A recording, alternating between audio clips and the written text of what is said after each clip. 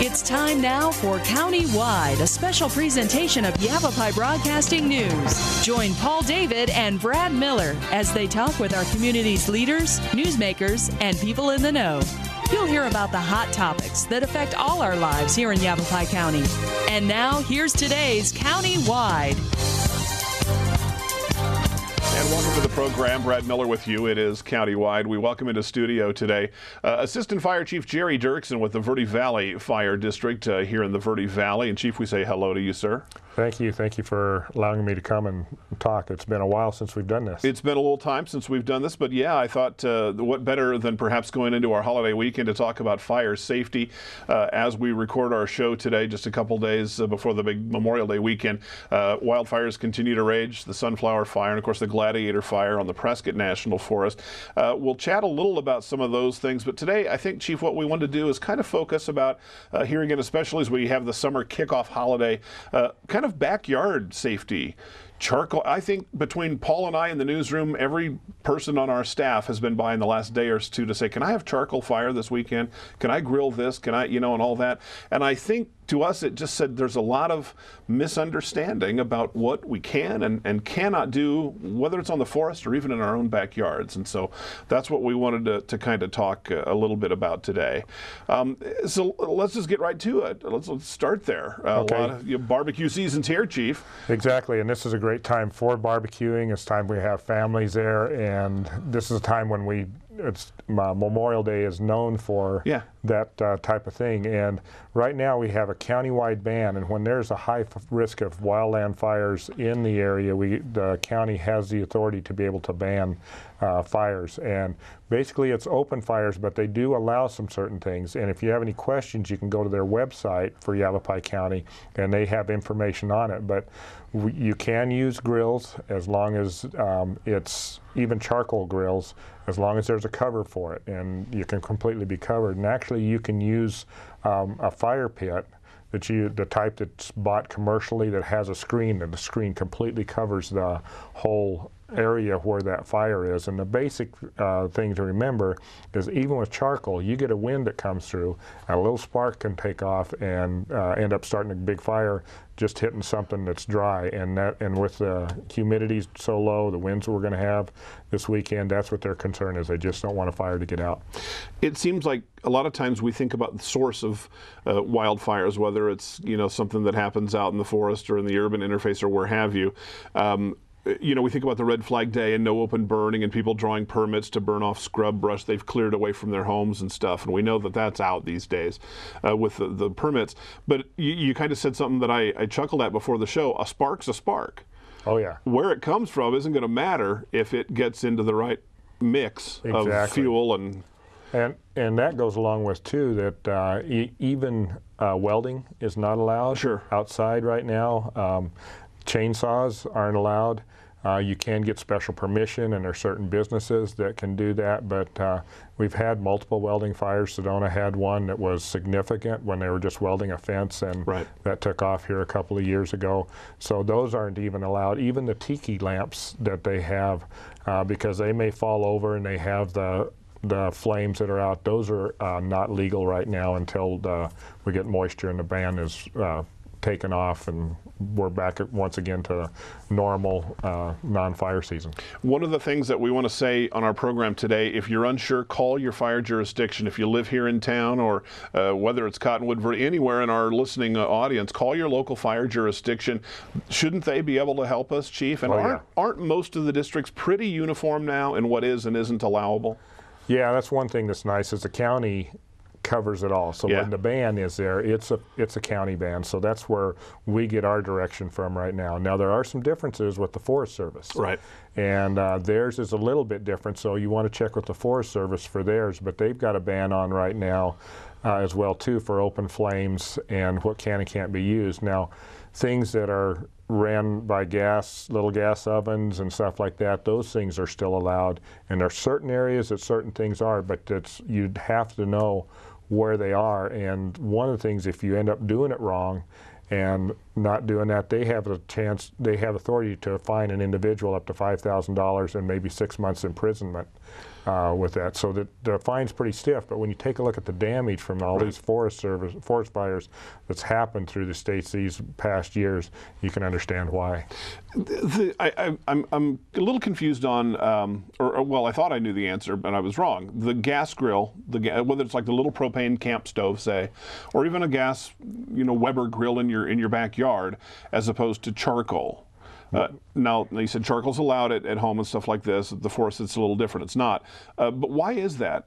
Is it because you can turn a gas stove off much quicker? You can turn it off, but you don't have the sparks. Again, it's that spark. Exactly. Okay. And as soon as you get, even if you get a real good charcoal grill going, and then all of a sudden there's a wind that comes through, whether it's a dust devil or just a wind that hits just right, or somebody knocks it over, you end up with these sparks that go all over the place, and all it does is take and hit the right dry thing, and the next thing it's off and running.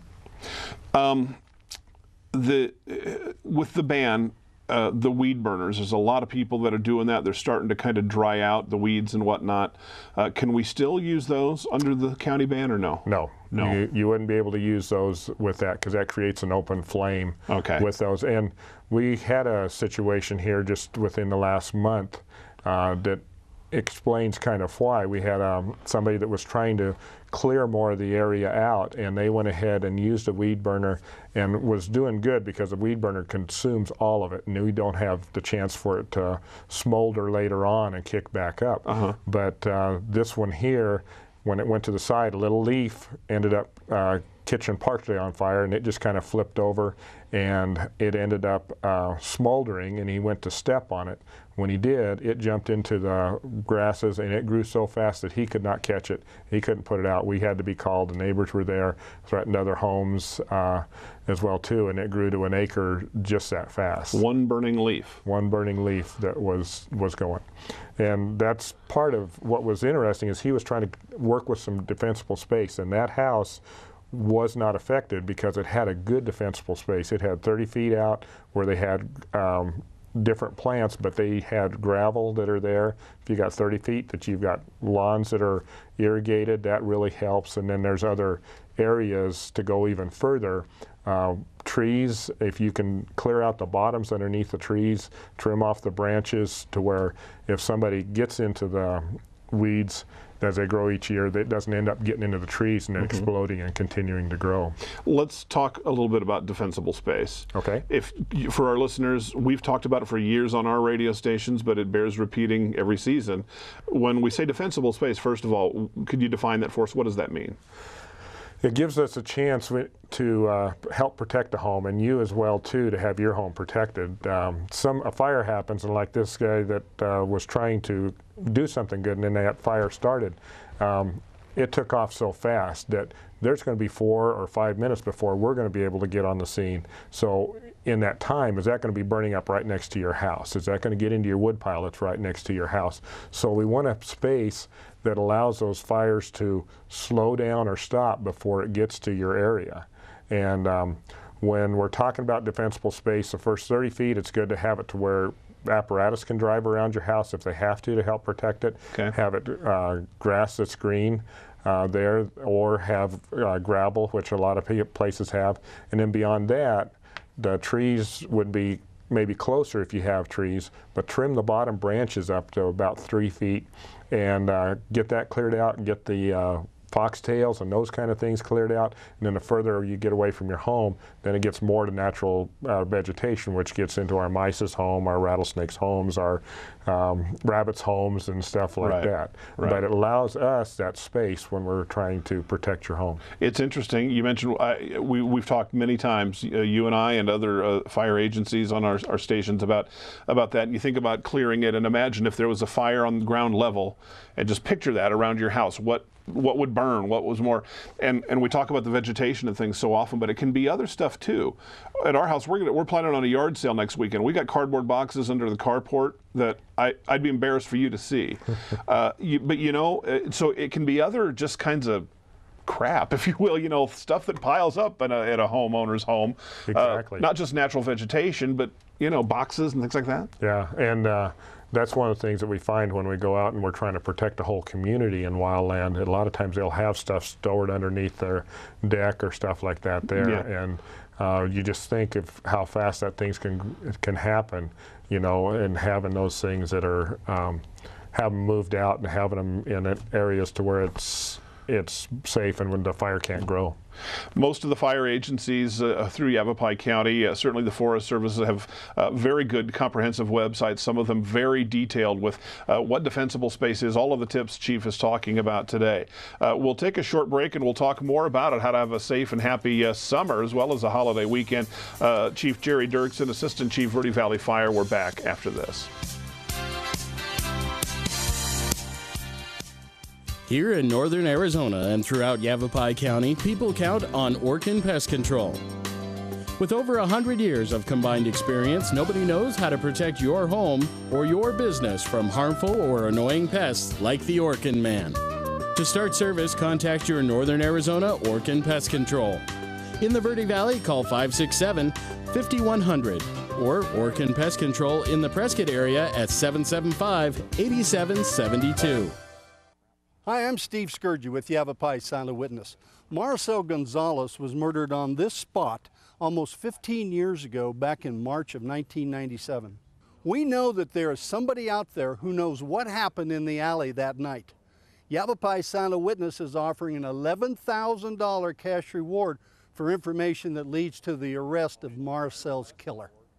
For Yavapai Silent Witness, I'm Steve Scourge.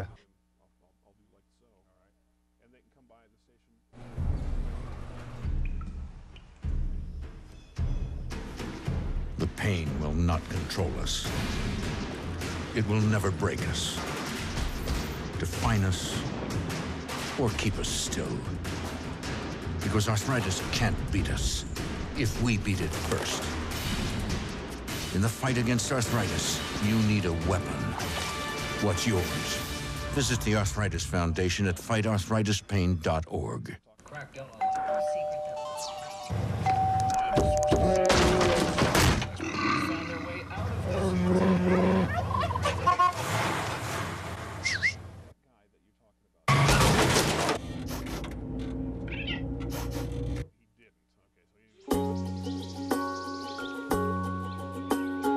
Getting closer to nature can get you closer to your family. Go to discovertheforest.org.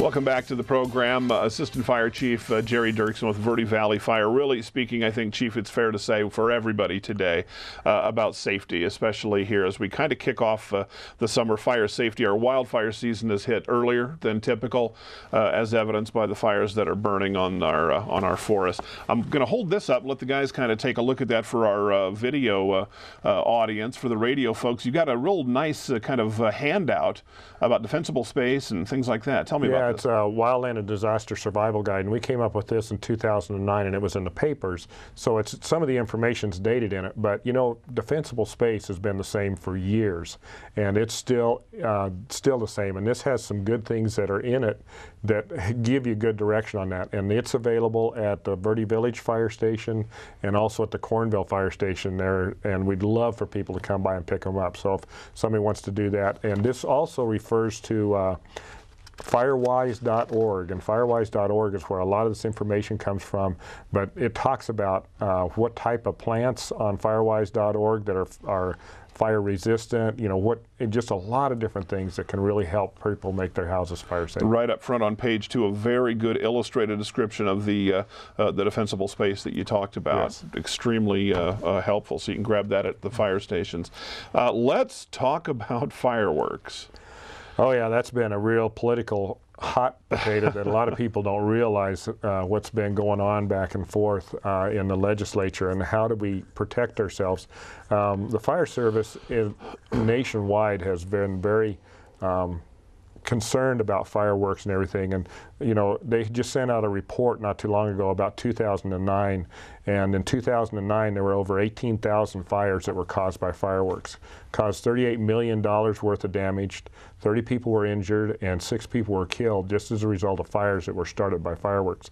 So that creates a concern for us because we want our people safe, and especially our kids, because our kids, you know, we get car seats for them. We do different things as we're going along. We train them how to act and everything in our schools as well, too. In 2009, not only did they have the ones from the fires, but we had 8,800 injuries from fireworks. 39% of those were from kids that were less than 15 years old. And so having fireworks available now in the state is a concern. Here again, we did a number of shows and conversations about when this was going through the legislature. I didn't think it had a snowball's chance, as the old expression goes, and I was way wrong. Got approved and signed by the governor, even though fire people almost unanimously were against it. The age to buy legally now to buy fireworks, and certain ones, there's bottle rockets are out, things that fly, I mean, you know, things like that. And I think that's how they kind of tamped it down. It's like, well, it's just the sparklers, and it's those kind of, if you will, low grade, you know, type things. But you only have to be 16 to buy it. I mean, who's the audience for these fireworks? Let's be honest. Yeah, young guys. You betcha. Right? Mm-hmm. Okay. Yep. When they're for sale right now at a grocery store, a half mile from where we're sitting, it's going to be awfully hard for people to understand whether they've heard this show or not, or any other. I can go buy them at the grocery store, so why can't I use them? There's just going to be, you're going to have to reach out and connect that for people. Yeah, that is interesting. That's got to be frustrating for you guys. Yeah, it is. And one of the things that, to kind of give you a direction on that a little bit, cities and municipalities can make it illegal for you to use them. And City of Cottonwood is one that has made it illegal. A lot of the cities in the state, and in the county, have done that. So you may buy fireworks and then go to your home in the City of Cottonwood and you can't use them. Right.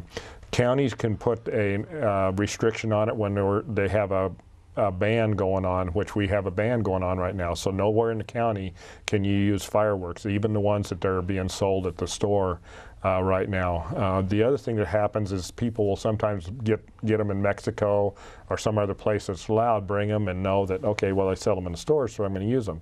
Well, if it's something that goes up in the air, or if it meets certain criteria as to how large they are and so on, they're illegal. And so you could be using one that you brought from Mexico and back here using it, and then all of a sudden somebody comes up and next thing you know, you've broken the law. And now, you know, we usually don't deal with it from the fire standpoint. When we realize it's there and it's a law that's broken, we call law enforcement in, and then they get to deal with the person and whatever charges that are going to be brought up. I mean, I don't want to get into the political thing, but I guess to me, you think fireworks lobby. There's a lobbyist for any cause, but it's like, really, it's that powerful? And obviously, somebody down in Phoenix in the Capitol thought there was, because here's this law in the books that they can be sold. It just seems absolutely nuts. Lobbyists, you know, we have to have our own lobbies and be able to pay that as well to be able to work through these things. And that's why the limits that we have on those. But we preferred to have none, which we had for years. But with the low economy and somebody coming in and saying that they can make more money and it'll help make the economy better and stuff like that, all of a sudden you get people that are on board. And, you know, the lobbyists for the fireworks industry is huge. Yeah. And they have a lot of money. And so that's where this comes from. And we'll see these things be brought up continually from both sides in the legislature for a while. So it might stay the same, but things might change in years to come too. I know Coconino County particularly, there's been a lot of fallout after the Schultz fire. You know, folks up there trying to get together and kind of lobbying the Forest Service about a closure, really a seasonal flat-out closure.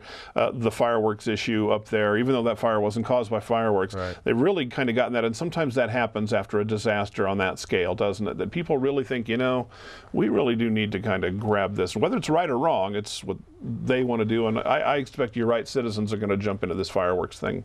Yeah, and they have, but yet you're going to find people buying them. You know, if nobody bought them, it wouldn't be an issue, but you're going to find that they're going to sell with those things.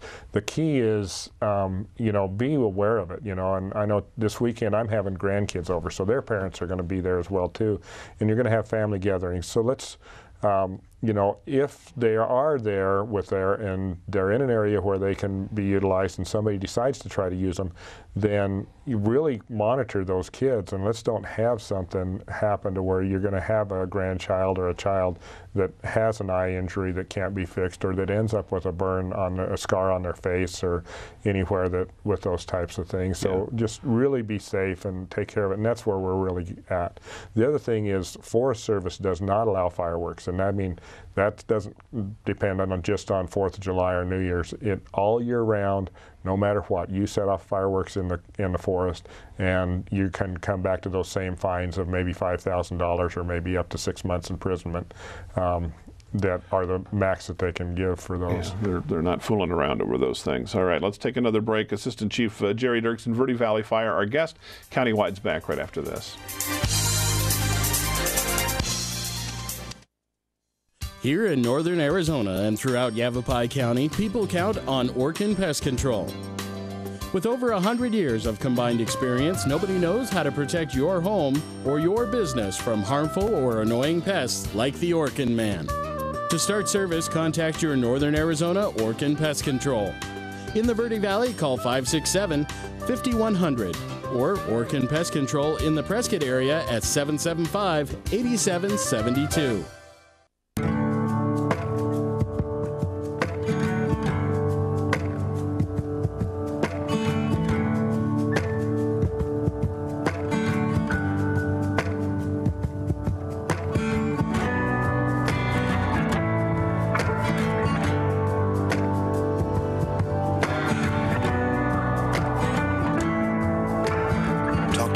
About the dangers of prescription drug abuse. The partnership at drugfree.org.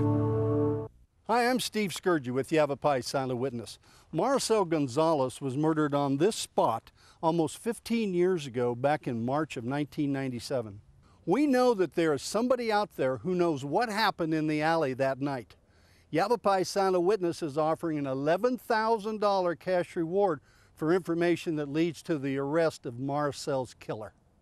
For Yavapai Silent Witness, I'm Steve Scourgy.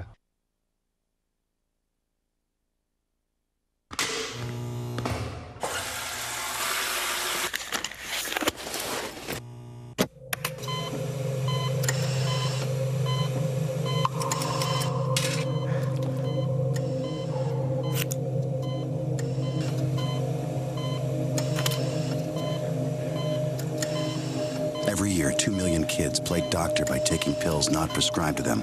Talk to your kids about the dangers of prescription drug abuse. The partnership at drugfree.org.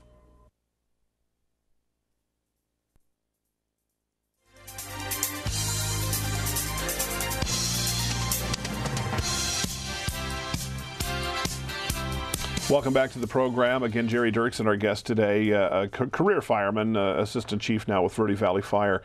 Burn permits. When you want to burn the shrubs you've cut and the brush you've cut and all that kind of stuff. Right now they're null and void because of the ban, right? That's correct. Now you can't have any open burning. And it's different from one fire agency to the other, so you really need to check with your fire agencies.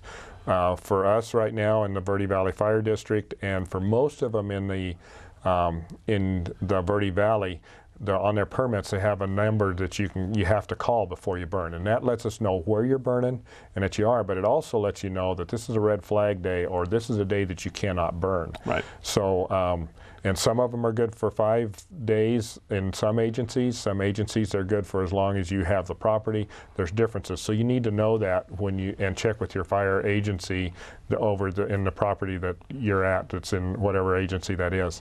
But the key is being able to call it in and let them know. And the other thing is, on that fire permit, it has all your guidelines so that you can take a look at that and say, okay, I have to have a hose, it has to have water, I have to have so much ground around it that's clear, and my piles can only be so big, and all that stuff's covered on it. All right. And if you drew a permit back in February and could burn to your heart's content, again, right now that's no good because of the fire ban. It supersedes that permit. Chief, there's more we could talk about, but we're out of time. Have a good, safe holiday weekend, everybody. We thank Jerry Dirksen, our guest today. Listen to the tips and check with your local fire jurisdiction, either online or on the phone. Find out exactly what is allowed and what isn't in your jurisdiction, or if you're heading out onto the forest, so that we have a safe and happy holiday weekend. We see you here again next week. Thank you much for joining us. It's Countywide, and we will see you next time.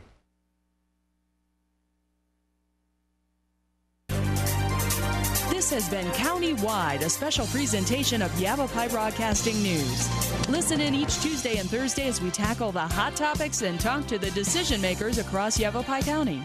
That's Countywide with Brad Miller and Paul David each Tuesday and Thursday on this Yavapai Broadcasting station.